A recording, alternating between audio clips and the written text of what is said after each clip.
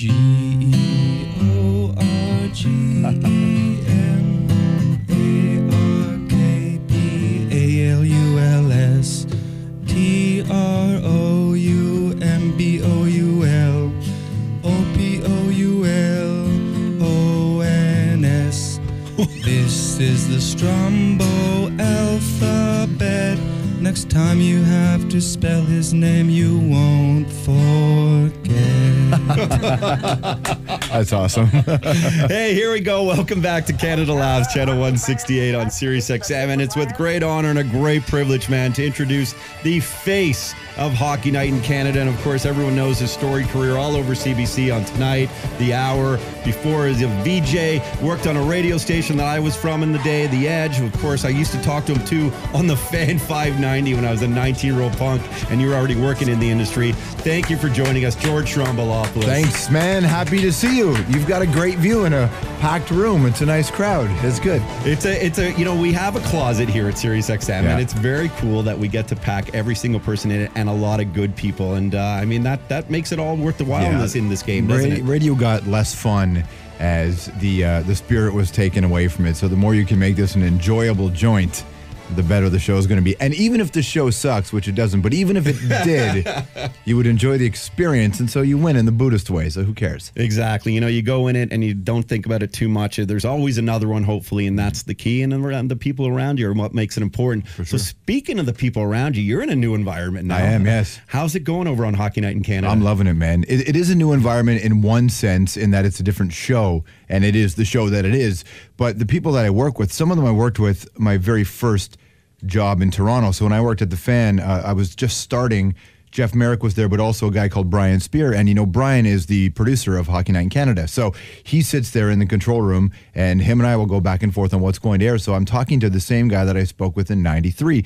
And I throw to Elliot Friedman, who's also was part of that show in 1993. So it's kind of like it is new, but it's not that stark a contrast, and it's also at CBC in the same place, and it's on John Street in Toronto, which is where Much Music was. So it's the same joint I've been on for TV for the last 15 years since I left The Edge. So it's a bit similar. Is that completely surreal for you to think how it's sort of come full circle, and it's a job that I'm sure you've always dreamed about having? Maybe it wasn't necessarily on the path. We'll find out about that. But just to be there around those people and doing it, let's be honest, you're the most popular guy on TV right now when it comes to sports. It's a lot of big shoes to fill. I don't know that I'm the most popular. I think I'm the most tweeted about at the moment, and some of it's good, some of it's bad. You know, I suppose it is big shoes to fill, but I don't really think about it, and I never have, because that guy did it his way, and this guy will do it his way, and this girl will do it her way, and I'll do it my way, and then the person who comes after me will do it their way. And that's always how I've approached this job. I have a lot of respect for anybody who's paved the road before. I think for a long time I thought about this career, and people would tell you that you're building something, right? You're building something. I don't think you're building anything. I think that somebody paved a stretch of road before you, and I think you're paving the next stretch of road, and somebody will pave the stretch after you, and no one will remember who you are, and that's okay. It's just, can you enjoy the moment? I recognize the importance of Hockey Night in Canada and the relationship that people have had with that host of that show. It was never a dream job in the literal sense, because I never thought that show would become available. Interesting. So in some weird pie in the sky version, you go, of course I would love to host that show, but that show doesn't come around very often. In fact, it hasn't in 30 years. So when it became available and someone said, "You want to do it?" I went, yeah, of course I want to do it. This will be so much fun. And that's kind of, at my age, that's what I want to do. If I'm not having fun, I'm not doing it. Because the truth is, you're not getting rich enough to retire. Not as a Canadian celebrity. No. So what's the point, right? How did that conversation come to place where it said, oh, wow, there is an opportunity now for me to have this job at Hockey Night in Canada? You know, the guys who run Rogers now, so Keith Pelly, Scott Moore, those guys, I've known Keith since I worked at TSN in the late 90s, when I was still working at the other radio station that you worked at. And then Scott Moore worked at CBC, so I'd had a relationship with them. And in September, Keith and I were speaking, not about hockey, but about what could be next. And he knew that I was getting ready to make a change. And I guess that was in the back of his head. And one day I was watching a hockey game in California. I was watching a Kings-Ducks game, where I also live, and I was watching a game, and somebody said to me, "Hey, you want to be a part of hockey?" And I said, "What do you mean?" And they said, "Do you want to be a part of the shows?" And I was like, well, you know, of course, but whatever. Now, I mean, there are no jobs for me in that space. And then I knew that Rogers had gotten the rights, And then the conversation, and it was just a random text message, seemingly random to me, apparently not on their end, which is, do you want to be involved? And I said, sure. I had no idea what it was. Unbelievable. And then it just happens, and then next thing you know, you're the guy. I mean, you're the guy. And granted, there's a great team around you, but it's built around you being the predominantly main figure. How's it been so far? Are there nerves still with it? Are you anxious? Have you settled in? Listen, I promise you that I'll never lie to you. I'll never lie to you. And I will tell you, I wasn't nervous for a second. Good for you, man. Not even for a second. Not even interviewing Gretzky last week? No, you know what? I don't know, man. Maybe I've got some sort of, age development stunt happening here where I refuse to not enjoy it. So when Gretzky came in and I looked at him, and I remember looking at one of my friends.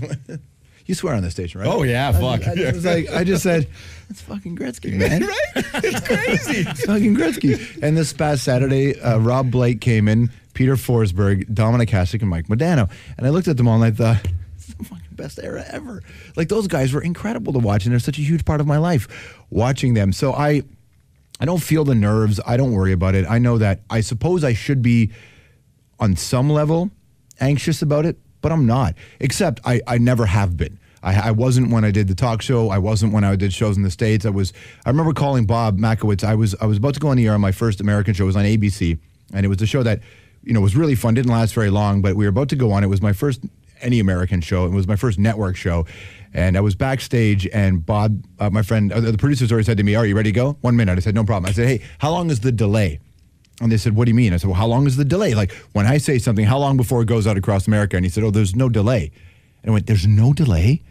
I said, "No." So I said, "Oh, this is awesome. Hold on." So I pulled up my phone and I called Bob Makowitz, who was at home watching in Toronto with his family. And I said, the phone rings. He goes, "What are you doing calling me? What are you doing calling me right now? You're supposed to go on the air right now." I said, "Dude, there's no delay." He's like, "Are you serious?" I'm like, "There's no delay. It's going to be amazing." And I could see the floor director go, 30. And then he's like, what time are you going on? I said, "I think we're on 25 seconds right now." He's like, "All right, cool. You should probably get the phone." "Okay, man, all right, be good. See you, bye. Say hi to everybody." Turn the phone off. And then the guy's like, 10. And I put my phone in my pocket. I started walking up the back runway, and I heard the announcer say my name, and I walked out, and I thought, and it's not that I don't take it seriously, because I think what prevents me from being nervous is I do all the prep. Mm-hmm. I'm prepared for this. And if I was nervous, I feel like I'd miss the experience. And I'm like, forget that, man. I'm just going to go do it. And I'm not wired that way. I'm wired to live very recklessly. So when I crash and burn, it'll be fantastic. It'll be the way to go. Yeah, it'll be a huge way. And it'll be the end. There'll be no coming back, right? And I don't want there to be. I want there to be just this moment as it is. And I really, really try to live that way. And you've always owned it, man. You talk about preparation. You're so well-rounded. And I can personalize this a little bit, because my challenge is in a new show where I'm really interviewing a ton of different people from a ton of different walks of life. It's tough sometimes because I don't know every single thing. How do you prepare? How do you know so much? Have you always been a reader, watching movies? Is that your deal? Yeah, I don't know. I just read. And I have always read stuff. I started reading when I was a kid, and I love to read now. But it's not about just data. This is what I figured out about most people. Most people in our line of work have access to the same information that everybody else does. I started in this business on sports pre-internet. So you actually had to know stuff. If somebody called you and said at 2 a.m, "Hey, I want to talk about the 74 Miami Dolphins third round draft," there's no internet. So then you panic and you start grabbing the NFL guide, and you're flipping through the pages, and you're trying to kill time while you're talking, and you're trying to accumulate data. So now that's gone. Now everybody has access to the same thing. What's interesting to me is connections. So I know that this person listens to this record, or this book was really influential to this artist. So then I sit and I just think, well, what could it have been like? What I do now when I interview people, certainly when I did it on the talk show, is if somebody was from a town, village, hamlet, whatever, that was specifically important to them, because some people's hometowns mean nothing to them, right? It says, "Oh, I was just from there." But some people, it really matters. I would go on Google Maps, I would go on Street View, and I would just go for a walk. Brilliant. And I'd spend an hour just clicking and just going through the town to get an idea of what their place would be like. And the truth is, Todd, I didn't do it just because I wanted to be a well-researched interviewer. I did it because I wanted to know, well, what was their life like? Because interesting people have, and even the most seemingly flatlined people have crazy stories that'll break your heart, right? So I just dive into that. So I'm just curious by nature. And that's how I prepared, but I don't know stuff. Connections, though, you start to trust your own instincts, And listen, I listen to your show now, and here's what I noticed about you, and this is something that I try to do, is the more positive you are about life in general, the more curious you're going to be. The more cynical people are, the less interesting they are. The more critical thinking they are, they could be positive, but they're interesting. If you're just cynical, who gives a shit, man? Negativity bores the hell out of me. I've been around enough of it. Being positive about other people and life, and not some stupid Pollyanna, everything's beautiful, because it's not, because the world's kind of terrible for a lot of people. But the more positive you are, the more you're open to learn, and you have a better life. I mean, it really, what we do in the media, having the opportunity, and for me right now, it's speaking to you on a public forum, which legitimizes everything we do and allows us to get to our listeners. You don't need me, Holmes. You're legitimate on your own. I mean, but it is pretty crazy for us. But to be positive, and I think it's evolution for me anyway, that I was just so sick of trying to be, this guy that thought I was something I wasn't, and putting down other people who I was really, in the end of the day, envious of. But dude, you were young. Yeah, as was I when I was on the radio to start. Exactly. And you're encouraged to be a certain way. And I think now it's like, well, I just want to do it my way, which is, hey, let's enjoy all of this, because it's a fucking privilege and it's an amazing one. And I'm so stoked to be learning from people, and I hope other people can too. The word is privilege, and you're right about that. And also the truth is this, and I don't know what your experience was like, and I know that people hate gender conversations as it relates to the male point of view, but I'll tell you, nobody teaches you how to go from being a boy on the air to being a man. Nobody teaches you that. So, because most guys don't talk, more importantly, most guys don't listen. So, no one trains you how to become a man on the air. It's trial by fire, man. And you get out there and think, is this the right way to do it? Is that the right way to do it? Oh, I shouldn't have said that. I'm so thankful that I didn't come of age on the air in the YouTube era. The things that we used to do that were well-intentioned that didn't land, like if you're going to make a controversial joke, better be funny. Exactly. If it doesn't land, you're dead. You're done. We had a lot of those jokes that didn't land. Mako and Merrick and I, and Jeff Merrick. So we just figured it out, but we got lucky, that you grew up on the radio. You started on the edge. How old were you when you went on? I was 27. Young, man. I had no idea about it. Yeah. I really had no idea. And you're right. No one really guides you through it.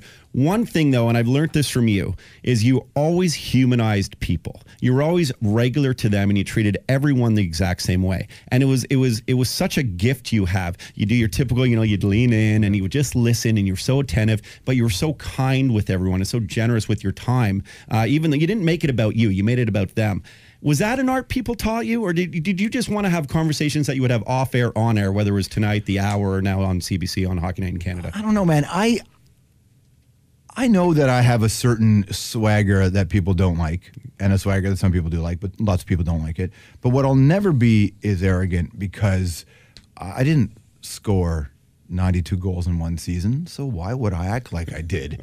I didn't write, the Joshua Tree, so why would I act like, oh, look at me? No, you wrote the Joshua Tree. You tell me about your life. And look, there's no denying that the more you make it about somebody else, the more people want to speak with you, and the more that you find your own voice in that space, the more people will come to you as an audience. So sure, I've built a career by having a show named after me, even though it was about the other person. So I benefit from it in the end. I'm not naive about that. But I never wanted my name to be the guy that made it about him. I always wanted to be the guy that connected you to things that you could love. Because all I really do at night when I'm not working is I listen to music and watch hockey. That's what I do anyway. So before I came here, I worked earlier in the day. I went home and I put my headphones on, and for about an hour, I listened to music. And I watched episodes of BoJack Horseman, which is amazing. And then I listened to more music. And that's what makes me happy. That's the only reason I have a radio show, is because I want to play. I don't need the extra work. In fact, I don't want the extra work, but I love to share music. It's a passion for you. Yeah, and man. That's 8 to 11 on Sundays now, right? On that's CBC 2, is that when that's right. That's right, Radio 2, exactly. And I do it because it's, I don't drink alcohol and I don't do drugs, and I need something, that'll keep me sane, and listening to music is what does it. How do you stay so grounded? I mean, our world, this media world, and more so yours than mine, is a world that it's networking, it's out and about, it's being a bit of a socialite, it's going to all the parties, being invited to all the events. How do you stay away from the booze? Are there temptations there?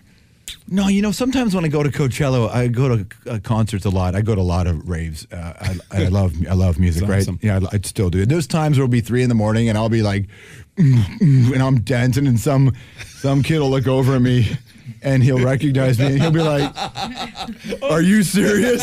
And I'm like, "Yeah." He's like, "Can I take a picture?" I'm like, "Yeah, but you better not fucking tweet it." Yeah. You know? I'm not Rob Ford. No, but I'm sober at those things, right? I'm straight edge about it. Except every now and then, I mean, I never do it, but every now and then I see some of my friends who are. Where was I? I should admit this, but some of my friends were on some stuff this year, and boy, that trip looked great. And I thought, oh, fuck, I wish, man. It's not my story. And what happened was we went to see Radiohead, and we saw Pulp, right? Pulp played, Radiohead played, and Pulp was amazing. Radiohead went on, and Radiohead were really good. I thought they were really good. But my friends who saw Radiohead beside me thought Jesus had shown up, not Tom York. And I thought, you know what, Radiohead were good. I wouldn't go, Jesus. But he's like, no, this is the greatest thing I've ever seen in my life. And I was like, oh, right, because you're on those three things together. So there's a part of me that thought, that's all right. And then the next 3 days afterwards, and everybody was in a real dark hole, I was thankful that I wasn't part of that story. Well, that and your boner works at the end of the night. So. That's Let's be honest here. I won't say anything, but I'll just acknowledge with my hands. We'll move forward. What is the point of my goal in life is this: stay awake as long as I can. Be awake all the time. I like to sleep, but I don't get much of it, and I don't lament the lack of it. I want to be up as much because my time is running out. Merrick taught me a long time ago. He said, dude, just stay alive. You'll see some wicked shit. That's what he said. Just stay alive.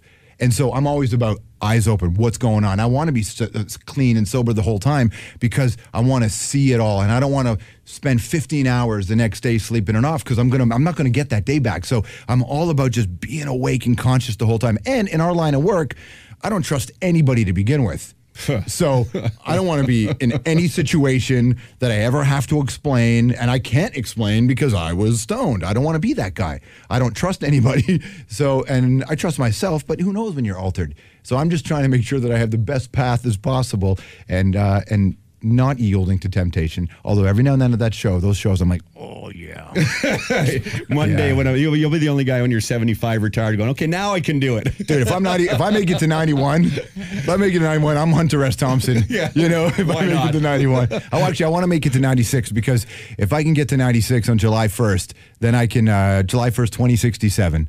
I'll be just about 96. Then I can see the celebration of Canada's 200th birthday. I'll be in Ottawa. That's what I want out of my life. And then after that, take me to wherever. Do you love still being in Canada? I know there were times where you attempted going in the States, and you had that great run, a short run at CNN. Yeah. Must have been so rewarding for you. Is Canada the place you want to be for the rest of your career? Yeah. I don't want to not live in Toronto. So I live in Toronto and I live in LA, and sometimes I live in other cities. I'll just set up home wherever, but I'll always have a place here. I'll always want to be a part of it. And I don't know where your listeners are from, and I know there's a certain bias about Toronto, point of view about Toronto, but I'm going to tell you, if you are a born and raised Torontonian, it's a thing. Like, it's a thing, and when I come down the 427 and I hang that left and I get onto the QEW, man, and I see the CN Tower and she reveals herself to me, I'm like, that's my town. This is what I love. So, but I don't want to just live here because the most important thing about being in love with somebody is time away. And I want to be away from Toronto. So that's why I spend part of my year in Los Angeles because, there's lots of Canadians, but the weather's way better.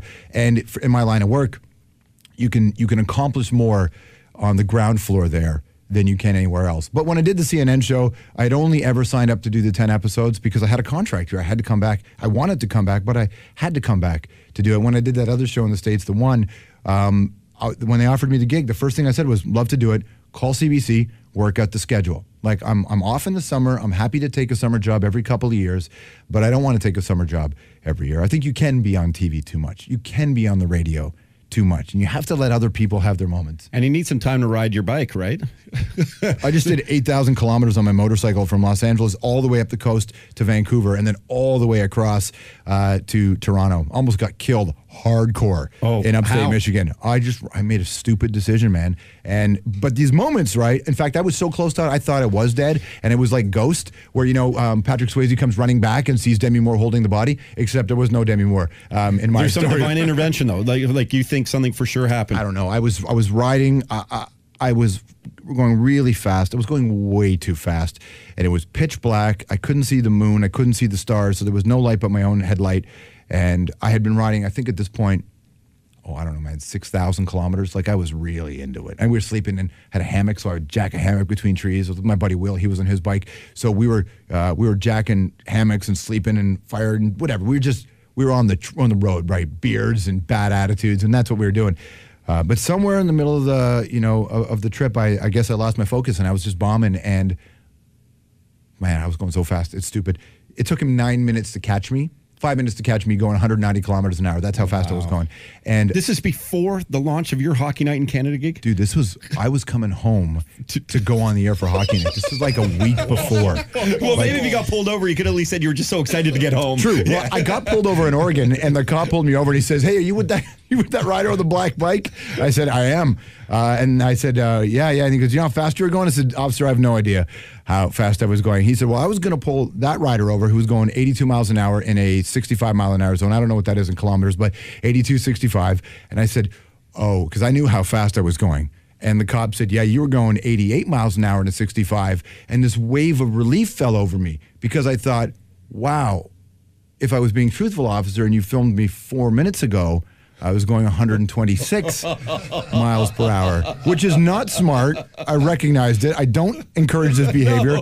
But then, so 3 days later, I'm riding. 4 days later, I'm riding, and the road was going. There was like the highway split off when you're in rural parts of Canada as well, where the north traffic goes one way, and then there's like a bunch of trees and mountains or whatever. Then the other side is the south traffic. That's what I thought I was on, and because it was like that. But what I didn't see in the middle of the night was that the roads had joined again. So I was flying, and because I've raced motorcycles before, I like to use all the lanes available to me, Todd. So I would cut across one lane, and I was just flying, and I was all going in the one direction, and then I saw these headlights in front of me. And then they disappeared, and I thought, that's so weird. Why are there headlights? And I'm not exactly, there's no hyperbole here, man, none. Shit. Then I was like, why are there headlights? And then they were gone, so I thought, maybe they were just cut through the trees. And then suddenly, boom, they were right there.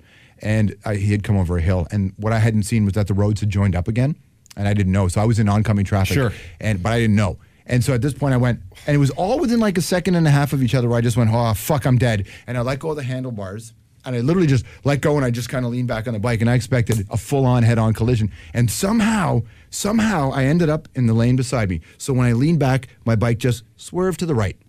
I had no hands on the bike. It just went whoop, and this car went shoom and flew right by me. And it was so fast. And here's what was so strange to me. I looked in my rearview mirror. I saw no headlights, no taillights from that bike, from that car. I saw no headlight from my buddy who was supposed to be behind me. And then no light, my heart rate didn't increase, and the mosquitoes that were everywhere were gone.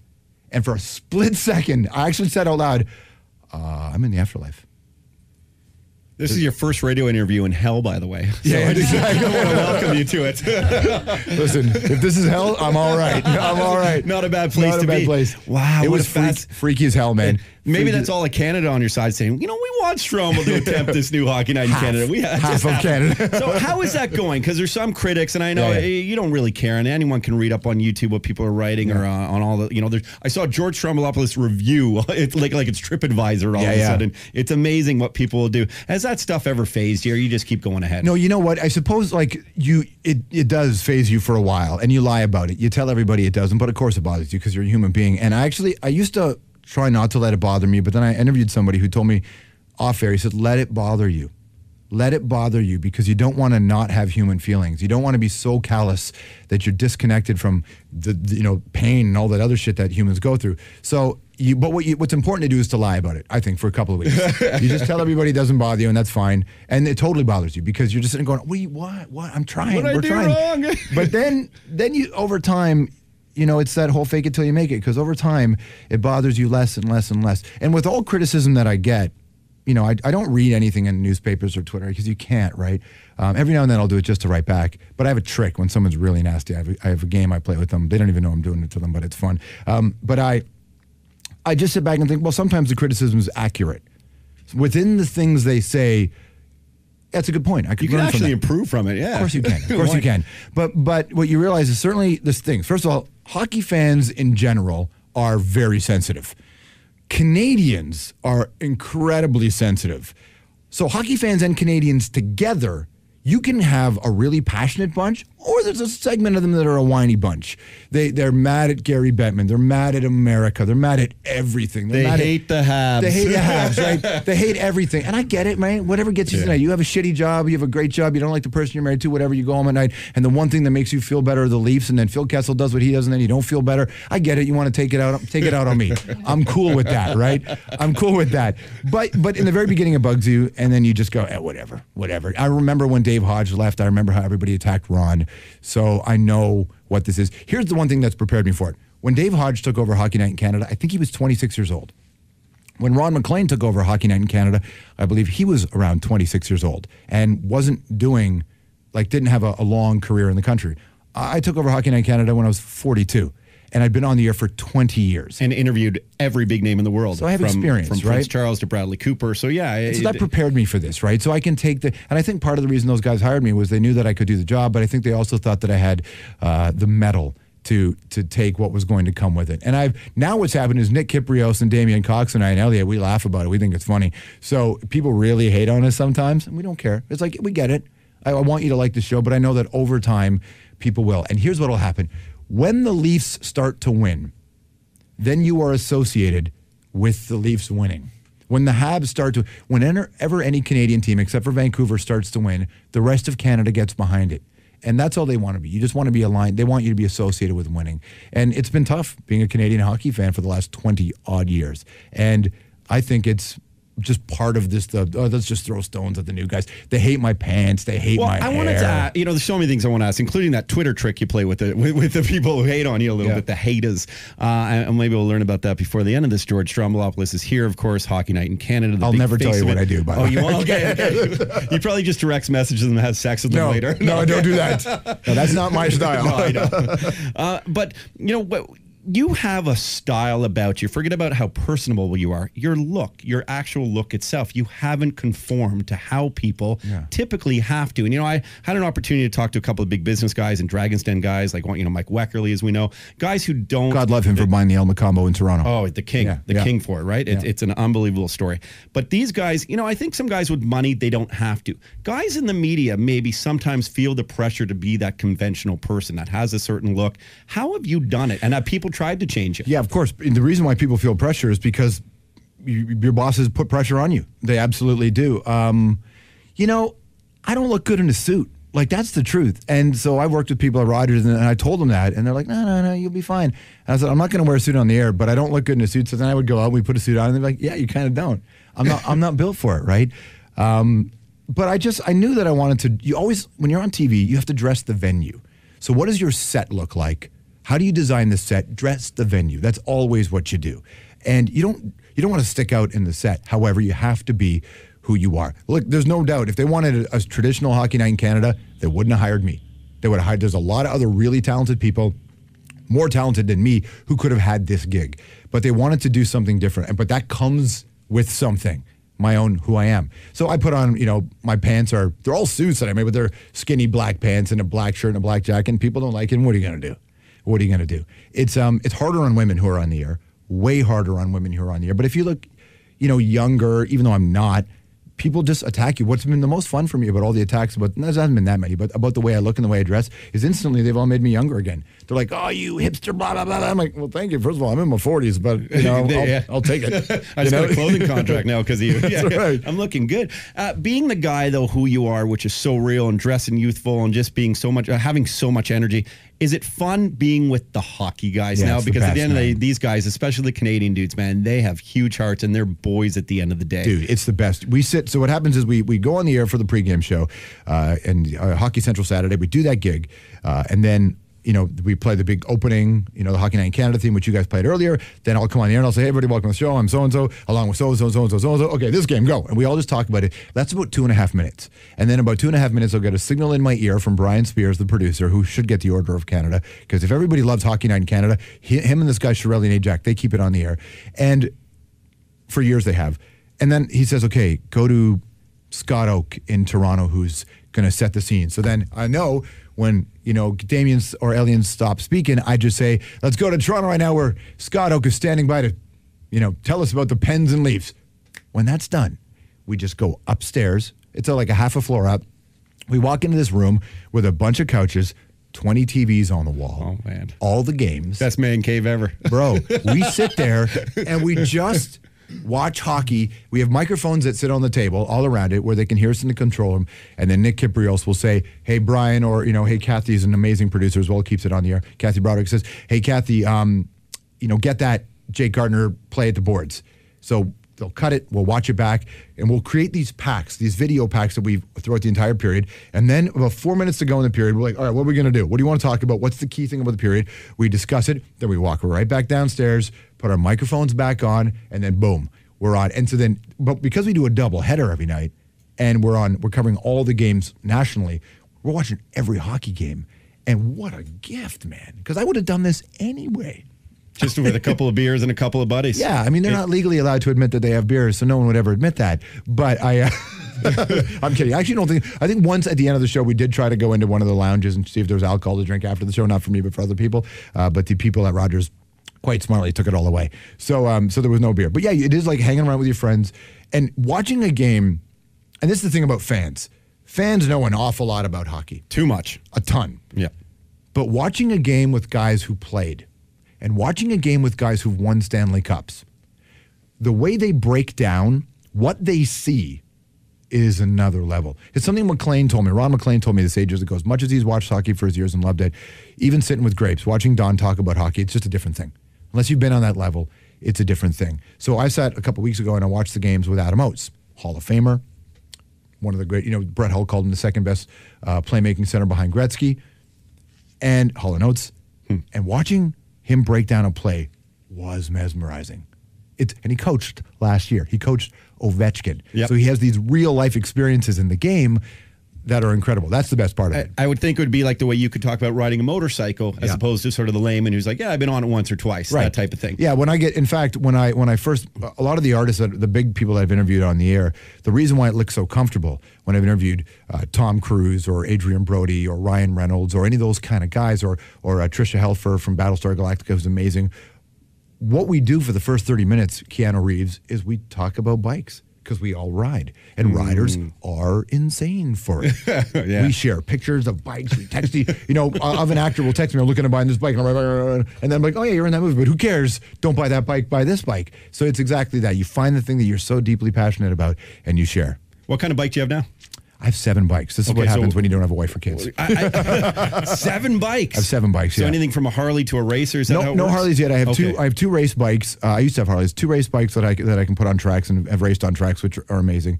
And hitting 255 kilometers an hour on a back straightaway before you hammer a turn is as close to heaven that a non-believer will ever get to.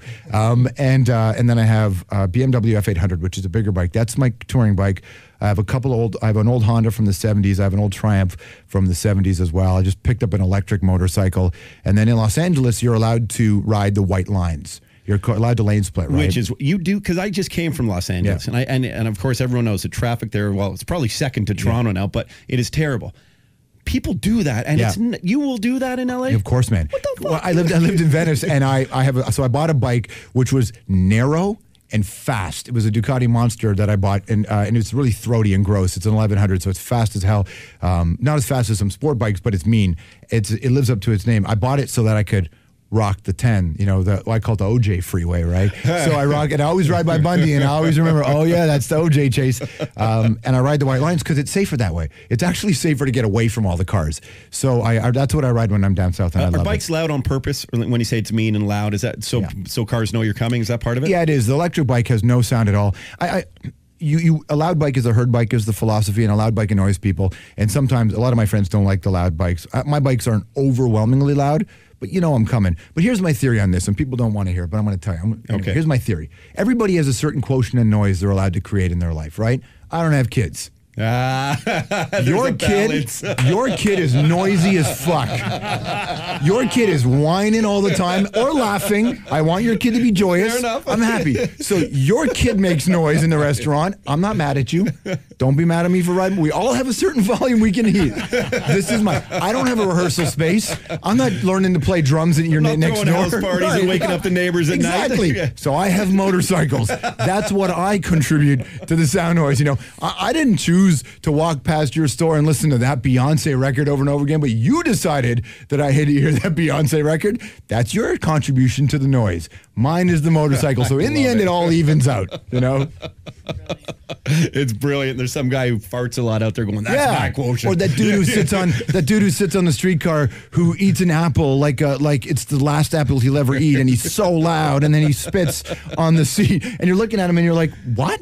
We're doing this now? We're not in the living room here, bud. Right. This is the streetcar. Mine is the motorcycle. I think that's a fair argument. I really do. I think you have your reprieve. You're allowed you beat the noise. So now, George, you talk about family and kids. Are you 42 now? 42. 40. You look good. Great hair. Thank you. Great. No. Your TV hair. That's waxy hair. They hate my hair. No, sweet fade, bro. I always. Some girl on Instagram was looking at my Instagram picture. I just posted a picture of me and those Hall of Famers we interviewed, right? And some people are like, oh, awesome. Some people are like, oh, you ruined hockey. Some people, oh, awesome. Some people, oh, you miss Ron. Some people are like, oh, it's awesome. And some girl writes back, great fade. And I wrote her back, thank you for noticing. A fade is legit, man. You need a fade. I search out a fade barbershop all the time. Well, you need a good barber, but you also need small ears. For a fade? Yeah, maybe you're right. You have good ears. Thank you for that. Trust me, I could never do a fade. It shows these dumb things I'll fly away when I could win. You have good hair. Family and kids, though. Is that something that's maybe you would still like to do, or is it career for you? Never thought about it. Never thought about kids. Never even thought about career, to be honest with you. I just go to work. I don't think about it as a career. Well, maybe I did when I was like 25, and then I realized, oh, you have no control over this. Yeah. So I sort of released it. I surrendered to the job. No, kids. I always just figured I'd end up with a girl who has kids from a previous relationship, because where I grew up, single moms were everywhere, and that's the norm for me, and I think that's cool, man. So I don't need it to be. Not that I'm not actively looking for anything or not looking for anything. I just like, if you have a kid, I'm cool. Like, whatever. So I'll just decide in the moment, if kids are the most important thing to her and my choice is her and kids or no kids and no her, then I'll make that decision at the time.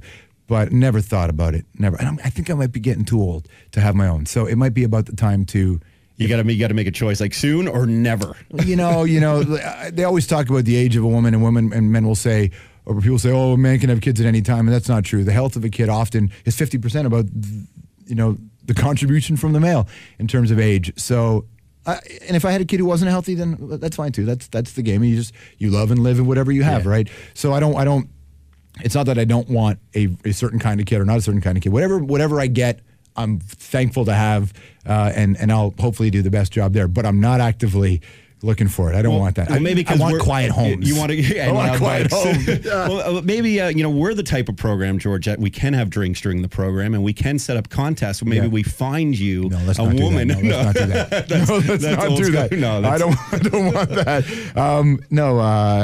Listen. In the modern era, you just have to not look at anybody, not talk to anybody, put your head down and walk down the street, and maybe someday you'll bump into somebody who knows somebody and they vouch for you. Interesting. That's it, But what have you had? Because, you're a guy, you're I see out, and people will say you're a ladies' man, and you're a good-looking dude and everything. They say that, but you notice you never see me, whenever I go to parties or whatever, who am I always with? With my friend Jim. Yeah, that's true. People say that all the time, but I'm like, yeah. Jim Richards, of course, right? Or Bob. So you never actually see me out because I'm very discreet. And I want to be discreet. So people just... You're like the Daniel Day-Lewis of broadcasters in Canada. Here's the thing. People project onto you how they would be if they were in your position. So everybody just assumes this is how you are. There's a great Leonard Cohen line, and I've talked to a couple of guys who have Profile. We've laughed about this, which is the, I forget the exact lyric, but it's to the effect of, I heard about what a ladies' man I was, and I laughed about that the 10,000 nights I slept alone. Like, people don't really know what this gig is. And also, when you're on TV in Canada, it's not the same thing as being Ryan Reynolds.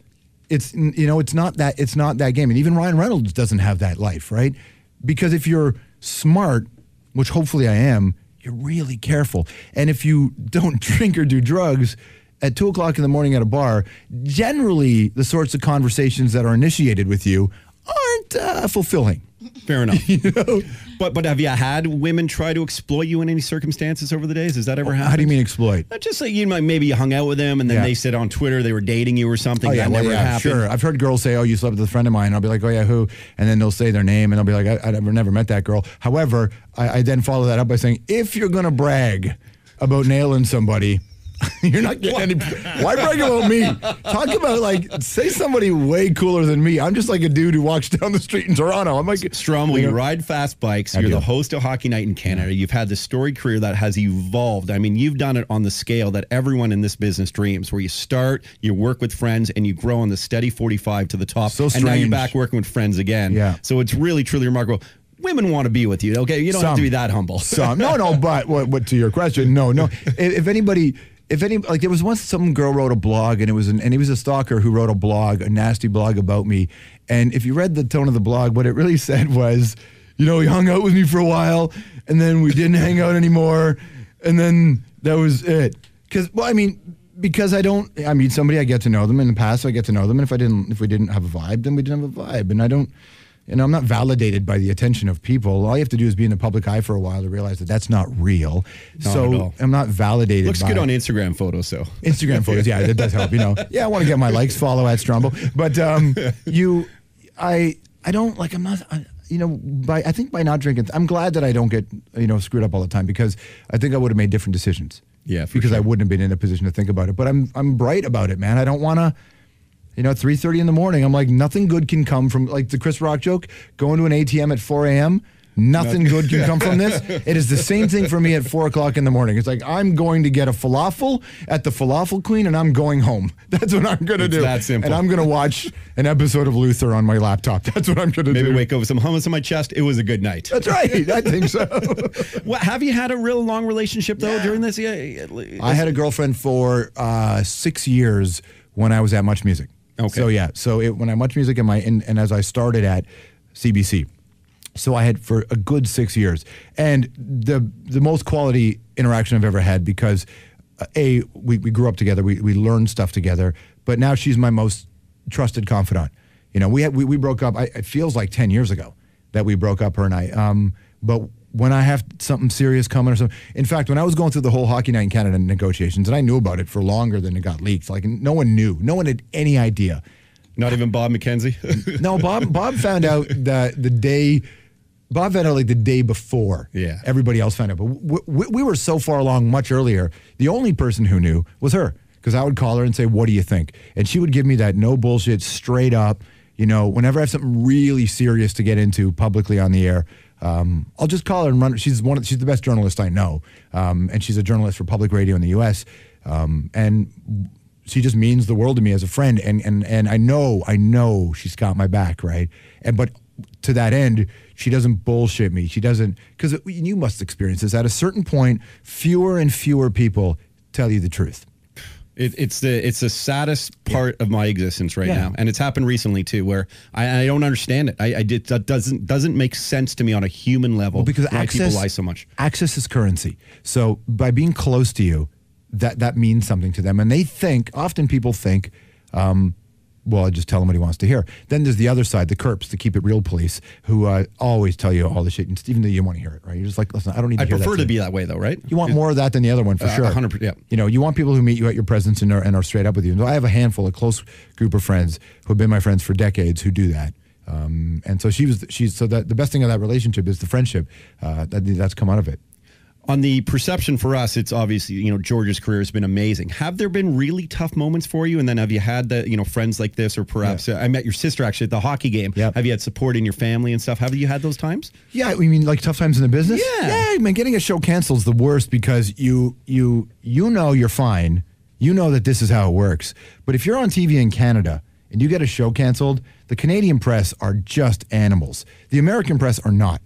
The American press understand how this business works. But in Canada, not all, but a healthy portion of the media critics don't fully comprehend what goes into a show going to air and working, whatever, and nor do they need to. Their job is to just throw stones, and that's cool. Some of us build, some tear down, some have hybrid roles.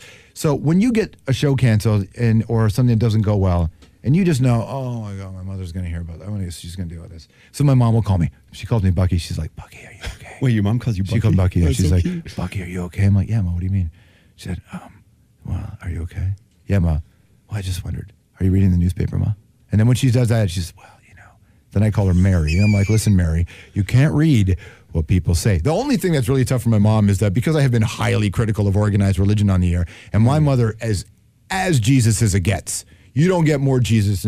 My mom is so Jesus that my friend's brother is a priest, and they met one day, and the priest walked away from my mom and walked up to us and said, that woman's religious. Like, that's how religious my mom is. So sometimes she'll be, she pops from church to church. She's like an urban, she's like a gangster street missionary. That's what my mom is, right?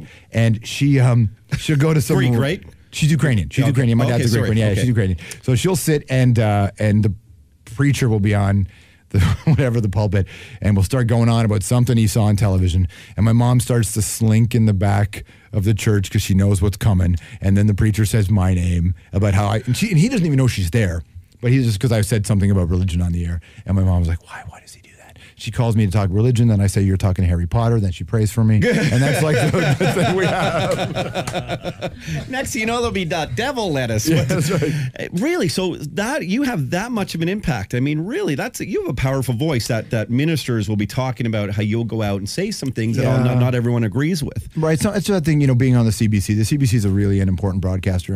And also we were the only show doing that on television. Like, we were the only talk show at night in the country, but also the only one that would interview celebrities and also interview preachers and bishops and writers and the head of the Church of Satan, because we're curious people, right? The whole team that I worked with were amazing. They made that show what it was, and they were curious people. Some tough times going on at the CBC, and I know it's obviously very close and dear to your heart, being there for over a decade, and being, you also were the face of the CBC. You were the guy that we wanted to watch every single night and then early in the evenings. Yep. Hockey Night in Canada has a strange kind of deal going on with them right now, where they're on the CBC, but of course Rogers owns all the rights, gets all the revenues and stuff. Is it difficult for you to see some family over there? And there's been a lot of cutbacks and everything, as important as it is. Is that challenging for you? Is it a bit of a conundrum? Well, that's challenging and I still work at CBC and I still have radio there and I still do lots of stuff with them. It's challenging because on a personal level, because you're friends, you want your friends to work. And then there's this other part of you, which the rest of the country doesn't want to hear, but needs to hear. They are the best journalists in the country. They break the kinds of stories that get debated in the House of Commons. They change legislation based on their journalism. And what's happened is you have a government that spent an awful lot of time hacking away at it. The previous government, Liberal government as well, they didn't do the CBC that many favors either. And what you see is the erosion of accountability, because the erosion of journalism. Now, what's happened in this country is we've slowly become more and more American in our political discourse, where we have positions left and right, and never the twain shall meet, and the centrists never really weigh in because they're too busy living their lives. They don't recognize the impact. And as a guy who lives in the States part of the year, let me tell you, if you don't have a strong public broadcaster, you're done. You're done because you don't have legitimate discourse. And I'm sorry, Twitter doesn't count as legitimate discourse, and the YouTube comments page don't count as legitimate discourse. You need journalism, real journalism, and it's not the state broadcaster.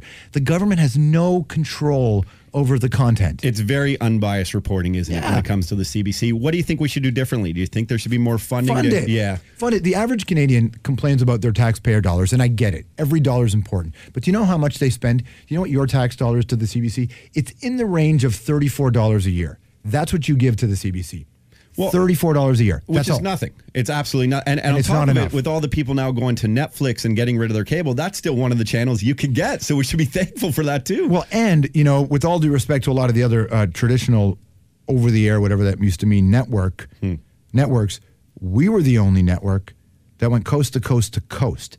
The only network that truly gave First Nations Canadians, Inuit Canadians, a voice, a presence. And all you'd read about in the papers, this show did this number or this show did this number. But listen, not every public broadcaster's output is just about total numbers. It's about making sure the country's voice is heard. If you don't tell the stories, and listen, the other networks don't do it.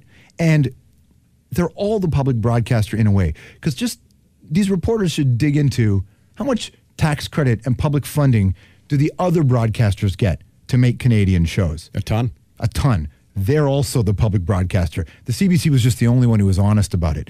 And yes, it's changing, and yes, it's evolving.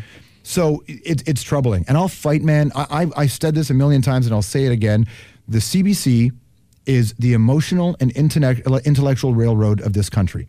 You need a good, healthy CBC. And when you have tons of budget cutbacks, man, your journalism in the country suffers. And I believe that, look what happened in the Ottawa shootings. Look what Mansbridge did. because he's phenomenal. And hopping on CNN there and just own it. And everyone gave him so much respect on the world level once they saw him. But and he knows, and he said this, and it wasn't just him. It was those reporters and those producers and those EAs and the news directors who made really tough, in-the-moment decisions, right? That's what really changed. Also, you watch the National, right? And so, yes, Peter hosting, but look at the gender neutrality in the reporters and how big a deal that is. So diverse as well. Absolutely, man. And I'll fight for it right to the end. I think that it's a huge thing. And people love to pile on CBC. They always have. They love to do it now, and all the controversies and stuff going on. They're looking for ways to take down the CBC. But you take the CBC as journalism out of the picture, man, and the country's worse off for it. 100% unites us all. We don't have to delve into this, but obviously you knew Jian Ghomeshi, worked for the CBC. Doesn't help right now with everything that's going on and the reputation and stuff. Do you think that was dealt with right? Do you want to comment on it? I don't know. Yeah, I don't know about how they dealt with it because I wasn't part of any of those conversations. I'm not dodging your question, so I don't know. Mm-hmm. Here's what I will say. On that show, on Q, there were great producers. That's a great team. So sometimes you hear people talk about, oh, the culture of one show was this or the culture of one show was that. I'm going to tell you, there's some real brilliant people on that show. Truly talented people on that show and in that building. And anytime a big scandal hits, and I don't even want to use the word scandal because this isn't a scandal, but this is a thing, right? Whatever this is. It's a crazy thing. I've never seen it nor heard anything like it. There is this mob rules mentality of, well, we'll just pile on everything. And I don't know details. I knew him, obviously. I wasn't close to him. I'd never, in that respect, I'd never been to his house. So I didn't know when people say they heard. I didn't hear anything. I didn't know anything. He was an acquaintance more than a. I knew him. Yeah. But I didn't. I wasn't. I'd never heard anything either way. Okay. That stuff's never going to filter to me. So I'm disconnected from that. Right. From what that's all about. I stand by what I said on the radio about not specific to this situation, but in general. What you've seen in the discourse is you need to create a safe space for people who have been victimized to come forward. You need to. Because this country has been not been good at it, right? And in the strangest way, George, it's the awareness that it's raised, whether these allegations are true or not. There's something so good that's come out of it, which hopefully will give women more of a voice to feel comfortable to come out and disclose things that may be happening to them. True, but I'll add on to this, and this is where it's your responsibility and my responsibility.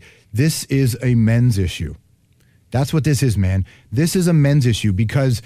You look at when any woman, not this case, I'm not talking about this case because I'm not connected to it, but you look at any woman who talks about workplace harassment or talks about harassment on the street or even more serious, we're talking about physical attacks. They're all serious. You look at what happens when they come forward.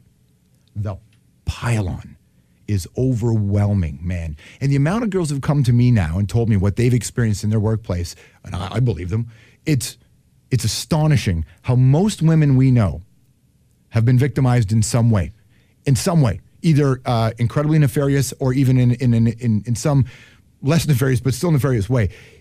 And so men, we're the ones.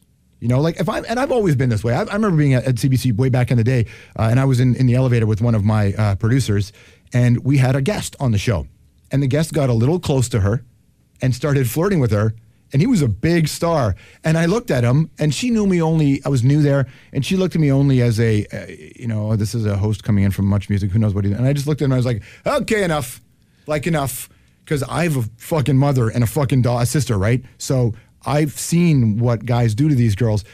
So I'm not cool with it, but it's on us, man. I couldn't to create agree more. That safe space. And to be comfortable talking about it. Mm-hmm. It is disgusting how guys can be to women. And I even do it with my team here. Carly's new to the program. She hangs out with us. And Anna, I always make sure that everyone... Are they comfortable with what we're about to do, especially on an uncensored channel? Right. And here's for us. It's okay to ask people before it. Are you comfortable with this? And I think that's sort of the key. Just let them know that this may be coming up. These situations might be coming up. Maybe there's a guy who comes on your show and says, hey, I'm going to hit on this girl. Ask the girl. He might hit on you. And you talk about it before. She says, yeah, I'm cool with that. Right. You mean a guest is going to hit? Yeah. Well, that's like, I could never create that environment at CBC. I would never I couldn't do that. But you're right. You have to, yeah, it's just like, and most guys are pretty cool about it, but even for me and for all of us, I think it's important to dig a little deeper and go, where do the language you use, where do some of your biases come from? Not just specific to, gender issues. But even on the air on this show, like I don't just refer often to boys and girls. I'll talk about boys, girls, trans, or other, because it's not my job to exclude you. My job, if I've been blessed in your opportunity, you've been blessed with this, with a microphone and an audience will hear you. It's your job to create a safer space for everybody, not to make somebody feel badly about whom they are, right? So I don't have all the answers about gender issues and gender politics. I have lots of debates with the people in my life, male, female, trans, or other, about vernacular, pronouns, conversations, chemistry, all that stuff. But what I do know is I can control how open I am. Being extremely inclusionary, not 100%. Exclusionary. Exactly. And that's the key. You have to include every single person in the conversation. And that's the privilege, again, that you have. We have anyone who has a way to speak publicly to more than 5 people. And I think we probably have more than 5 people listening to the program. But, it's that it is. Has that been a mentality of yours throughout, though? Because I can tell you this personally, I'm sorry to bring it back to me, but it is something that I've learned and I've evolved. I've learned it too. Yes. I've learned it too, because I didn't know. I didn't know when I was 25 on the radio, this word is an exclusionary word. I didn't know that. I never even thought about language in that context when I was 25, right? You know what the biggest thing is? The Beastie Boys, bro. Well, listen to License to Ill, and then listen to Check Your Head.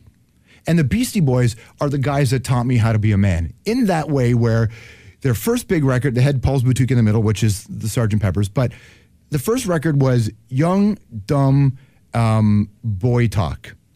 Check Your Head. There's that great line, I think it's in Sure Shot,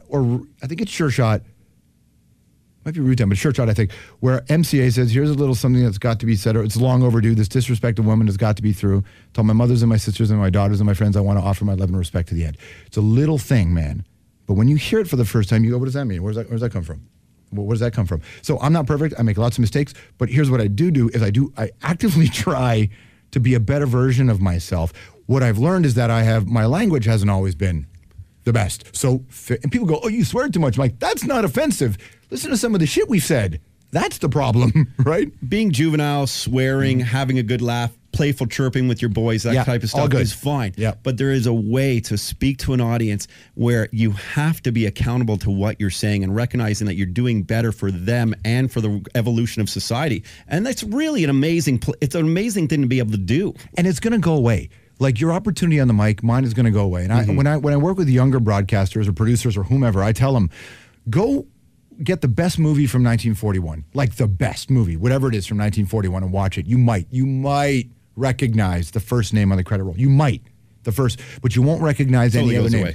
All goes away. We'll be irrelevant at some point. And all those people went to the red carpet. All those people, moms took photographs. All those people were in newspapers, and you don't know a single name. Nobody does, because it goes away, and it should go away. Legacy should be for June Callwood. June Callwood, who actually made the city a better place by opening the first AIDS hospice in the Western world. She has a park named after her. She should. We shouldn't. We're really not doing that much, are we? No, we name roads after celebrities all the time. Like, why would you fucking do that? Go get a social activist who made this a better place, man. Who made it a better place? I loved when Ryan Reynolds got his star on the Walk of Fame this year. He waited till he had the Michael J. Fox Parkinson's Foundation thing to talk about. Because otherwise he said to me, I hadn't done enough. Don't give this to me just because I was in this movie. Well, all of this is great, because really what it's showing is that men are being more sensitive to the needs of others, and men coming out now, and especially hockey dudes in the world. You're involved in it, Hockey Night in Canada, George Stroumboulopoulos, with people talking about, Michael Landsberg's a big part of it, a Sick Not Weak, and coming out and showing their vulnerabilities, and there's post-traumatic stress syndrome with soldiers and officers, and it's okay for guys to get in touch with their emotions, give back to people, and everyone can do it. And I don't want to get too serious, but I do want to say this. Why are you a Habs fan? Here's why. Let me tell you something. I am punk rock by nature. Yeah. I'm adversarial by nature. And growing up in this city, the single most punk rock thing you could have done in the late 70s and early 80s is be a Habs fan. That's the single most. But also my uncle. Because we're revolting against the norm. Right. My uncle, who's an incredibly important male figure in my life, is a Boston Bruins fan. The man who married my mother is a guy called Lon, who's a gigantically positive influence in my life, is a Red Wings fan. My grandfather was a Leafs fan. So in my family, we got together to cheer against each other. And my dad, whom I don't know, but on some deep pop psychology level, was a Habs fan. So I'm sure that's where it started, but I maintain it because fuck everybody, man. It's so much fun. And what a great year to be a Habs fan, though. Oh, it's amazing. First place in the NHL right now. Do you think they can keep this up and go? Because they're a team. I mean, they're a team. But what I love about them is these guys are a team. They don't really have a true star. I mean, Carey Price is a star. PK, yeah. But I mean, they remind me of like the Raptors of basketball, where they play so well together. Even though I go on the air and I don't talk so much about the Habs on Hockey Night because I want to represent all the teams, I live and die by some of those plays. And I hesitate to tell you what I think they're going to do. I'm just trying to be in the moment, Todd. Okay, so we'll enjoy it. First place, bro. First place. We'll keep it going. George, listen, dude, this has been an amazing hour for us, personally speaking, and thank you so much for being a part of the program. I apologize to the rest of the team for not allowing them. Sorry, guys. Sorry we'll get you back, though, and we'll do like Q&A. I live around the corner, man. I'm really close to here. You know, we're going to hold you accountable to that now. There's a lot of times on a Tuesday where if you text me and say, come in 20 minutes, I'll be there. Love it. You'll just be our drop-in guest from time to time. You're such an inspirational, and I mean that sincerely, man. You've done so much. I'm proud of you, man. You've done a great job. I'm trying it day by day and just going with the flow here, and it really is a good time. I have to thank a couple of sponsors I didn't get the opportunity to do. OxygenPlus.com, Oxygen in a Can. Go and pick that up if you want a healthy burst of energy, and of course, HorseshoeResort.com. Ski season looks like it's around the corner, which is hard to believe. Thanks again for supporting us here on the Todd Shapiro Show. Thank you to George Stroumboulopoulos at Strombo on Twitter. Go look at his Instagram photos too. They're pretty cool. And have yourselves a good day. Drive safely, everybody. Thank you.